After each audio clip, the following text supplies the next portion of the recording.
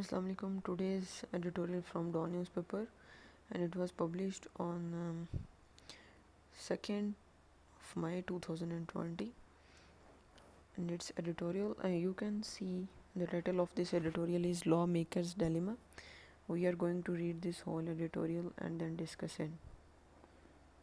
In spite of all its efforts, the government appears to have failed to convince the opposition to back its proposal for holding a virtual parliamentary session, as it is not safe to meet in person for a routine sitting because of clear and present danger of COVID-19.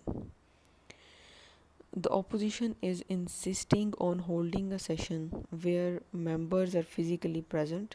It argues that the constitution does not provide for virtual sessions and wants the government to make arrangements in the house to ensure social distancing instead of insisting on the video conferencing. यानी कि इसमें वही जो issue चल रहा है कि parliamentary जो इजलास है वो वर्चुअल पार्लियामेंट्री सेशन होना चाहिए, लेकिन गवर्नमेंट ने इसके लिए यानी इसको पॉसिबल करना गवर्नमेंट के लिए मुमकिन नहीं था। तो वर्चुअल पार्लियामेंट्री सेशन जो है वो ये कहा गया कि ये सेफ़ नहीं है, और ये जो रूटीन सिटिंग होती है यानी वर्चुअल सेशन होना चाहिए। अगर हम ये नहीं करते तो जो रूटीन सेटिंग होती है उसकी वजह से कोविड-19 का डेंजर ज़्यादा है। अपोजिशन ने बहुत इंसिस्ट किया है कि अब सेशन जो हैं मेंबर्स जो हैं वो फिज़िकली प्रेजेंट हों, और ये भी आर्ग्यू किया गया है कि constitution does not provide for virtual session, कि कॉन्स्टिट्यूशन जो है वो वर्चुअल सेशन प्रोवाइड नहीं करता। और उसके अलावा government to make arrangement in the house to ensure social distancing रख के इस चीज़ को इंश्योर किया जाए कि सोशल डिस्टेंसिंग है, तो इस तरह से जो है वो इजलास बुलाया जाए, बजाय इसके कि जो वीडियो कॉन्फ्रेंस की जाए वो ठीक नहीं है। With the national assembly yet to meet for another 58 days to complete the mandated 130 days sitting for the current year, and with the budget session just around the corner, both sides need to take a step back from their stated positions and find a middle ground soon. Pakistan would not be the first country to organize a virtual parliamentary session through a video link.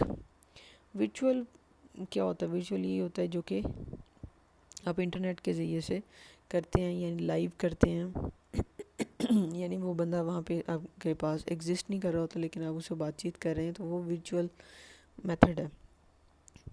यानी net के ज़रिए आप conference call ये कर सकते हैं या भी लाइव कॉन्फ्रेंस मीटिंग बुला सकते हैं। तो पार्लियामेंट्री सेशन इस तरह से हो सकता है, पॉसिबिलिटी है।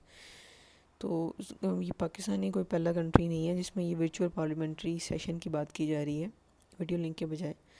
तो Canada has recently experimented with the idea quite successfully despite some glitches.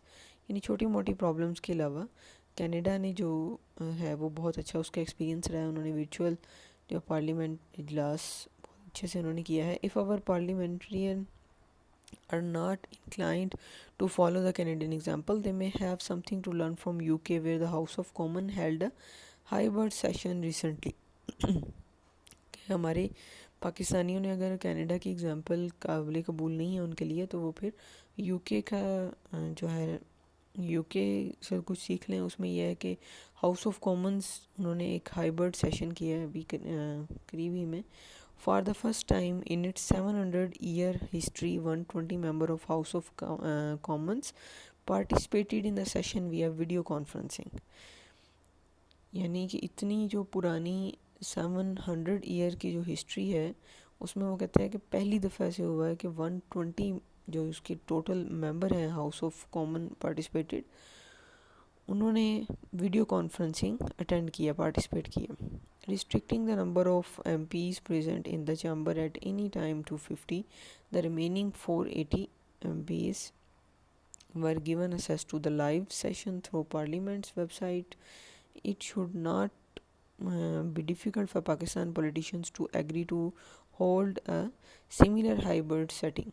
Each party could ask a third of their member to be present in the house, with the remaining politicians participating in the proceeding remotely through video conferencing. ठीक है, इसमें उन्होंने यही कहा है कि जो 1/3 है वो वहाँ पे मौजूद होंगे और बाकी सारे पार्टिसिपेट करेंगे वीडियो कॉन्फ्रेंस के ज़रिए ही. Indeed, these arrangements will not be flawless, and many who would want to speak their mind may not be able to express their views on issues to be debated, or intervene as they do during routine sittings. Yet this kind of arrangement should help organize future sittings for some time to come without fear of anyone catching the infection. With the Speaker of the National Assembly already quarantined along with his family after contracting COVID-19, it is advisable for opposition parliamentarians to realize the seriousness of the situation and agree to this kind of hybrid arrangement in the larger interest of all lawmakers. अब इसमें उन्होंने कहा है कि जैसा कि जो कौमी असम्बली के स्पीकर हैं कैसर, उनको भी कोविड-19 हो गया, उनकी फैमिली को भी, तो वो भी ख़तरे से बाहर नहीं है. तो इस चीज़ को ये समझते हुए थोड़ी सी इस चीज़ पे गौर करने की गवर्नमेंट को ज़रूरत है, अकॉर्डिंग टू दिस ऑथर, कि जो ऑनलाइन या वर्चुअल कॉन्फ्रेंस हैं वो ज़्यादा बेटर है, क्योंकि इससे अवॉइड किया जा सकता है, इससे जो है वो इस वायरस से अवॉइड किया जा सकता है. और ये अच्छी एक इनिशिएटिव होगा कि ऑनलाइन आप अपने सेशन को कंटिन्यू कर सकें. Thank you.